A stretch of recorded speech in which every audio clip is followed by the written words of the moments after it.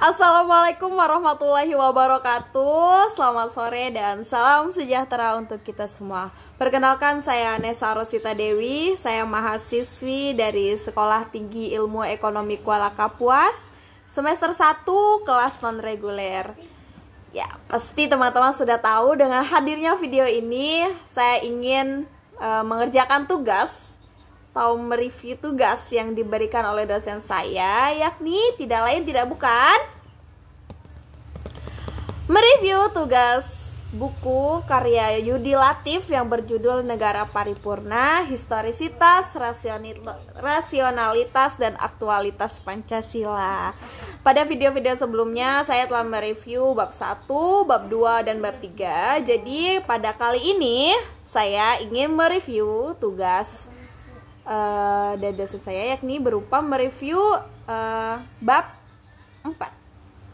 Jadi bab 4 ini memiliki sebuah judul yang mungkin kedengarannya tidak terlalu asing di telinga kita, yakni Persatuan dalam Kebinekaan. Jadi kalau misalkan kita mendengar sebuah kata kebinekaan, pasti yang kita ingat adalah Bhinneka Tunggal Ika, berbeda-beda tetapi tetap satu juga. Nah, tidak lain tidak bukan pada bab ini juga Yudi Latif ingin menjelaskan bahwasanya persatuan dalam kebinekaan adalah konsep yang mana kemampuan masyarakat dalam hidup harmonis meskipun mereka itu memiliki suatu perbedaan, yaitu perbedaan suku, ras, budaya, agama, etnis, kedudukan sosial, dan lain-lain.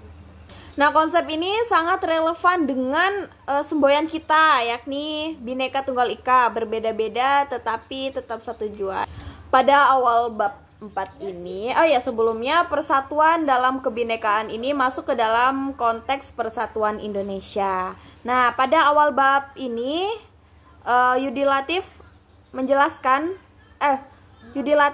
memberikan sebuah naskah pidato Soekarno yang berbunyi,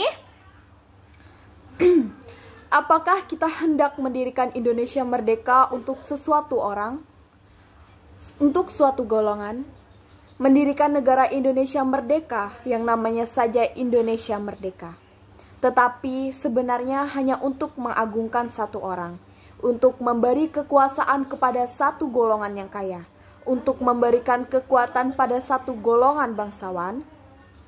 Apakah maksud kita begitu? Sudah tentu tidak. Baik saudara-saudara yang bernama kaum bangsawan yang di sini, maupun saudara-saudara yang dinamakan kaum Islam, semuanya telah mufakat bahwa bukan negara yang demikian itulah kita punya tujuan. Kita hendak mendirikan suatu negara, semua untuk semua. Karena itu, jikalau tuan-tuan terima baik, marilah kita mengambil sebagai dasar negara yang pertama, kebangsaan Indonesia. Kebangsaan Indonesia yang bulat, bukan kebangsaan Jawa, bukan kebangsaan Sumatera, bukan kebangsaan Borneo, Sulawesi, Bali, atau lain-lain. Tetapi kebangsaan Indonesia yang bersama-sama menjadi dasar satu nasional stat. Soekarno, 1 Juni 1945. Intinya, pesan utama dari teks ini adalah pentingnya membangun persatuan nasional yang mencakup seluruh elemen masyarakat yang ada di Nusantara. Kemudian Soekarno itu menegaskan bahwa kebinekaan adalah kekuatan, bukan penghalang. Jadi Indonesia itu harus memprioritaskan kepentingan bangsa seluruh rakyatnya, bukan kepentingan pribadi. Nah, jadi gagasan ini mencerminkan sebuah semangat kebinekaan Tunggal Ika, yaitu persatuan dalam keberagaman. Yudi Latif ingin kita bersatu dalam suatu kesatuan meskipun kita memiliki suatu perbedaan-perbedaan yang nyata. Seperti contohnya bahasa daerah kita berbeda, tetapi kita dapat menyatukan suatu bahasa daerah itu dalam bahasa Indonesia. Jadi kita dapat menggunakan bahasa Indonesia untuk menjadi suatu bahasa kesatuan kita ya. Nah, juga sama halnya seperti perbedaan suku, ras, budaya, etnis, agama, dan lain-lain. Kita dapat bersatu dalam suatu persatuan yang disebut dengan kebinekaan. Tuh, memiliki suatu kepercayaan yang berbeda itu adalah suatu normalitas yang ada di Nusantara. Maka dari itu ada istilahnya yaitu toleransi. Dalam suatu kepulauan yang sangat lebar, sangat luas, sangat tinggi ini, tidak mungkin kita hanya memiliki suatu kepercayaan, satu kebangsaan, satu ras, satu suku. Maka dari itu, dalam kebinekaan ini kita hadir dalam berbagai suku, budaya, bahasa daerah, dan lain-lain.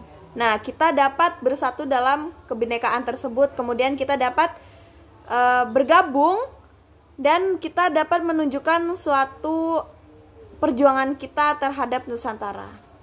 Persatuan dalam kebinekaan ini juga masuk ke dalam konsep Sumpah Pemuda, yang mana di dalam Sumpah Pemuda itu mereka yang diikrarkan pada tanggal 28 Oktober 1928 itu yang berbunyi, kami putra-putri Indonesia mengaku bertumpah darah yang satu, yaitu tanah air Indonesia. Kami putra-putri Indonesia mengaku berbangsa yang satu, bangsa Indonesia.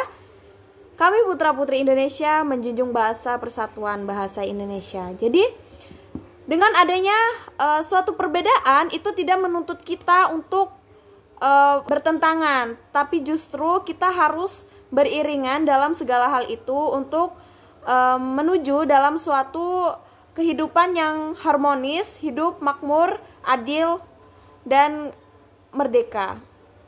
Persatuan dalam kebinekaan ini hadir dalam konsep persatuan Indonesia, yang mana ingin kita terus bersatu untuk menjadi garda terdepan bangsa kita.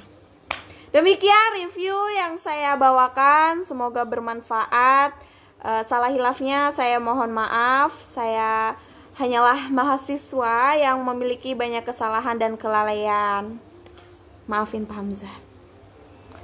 Oke, mungkin hanya itu. Al-haqqu mir rabbik fala takunanna minal mumtarin. Akhirul kalam. Wassalamualaikum warahmatullahi wabarakatuh.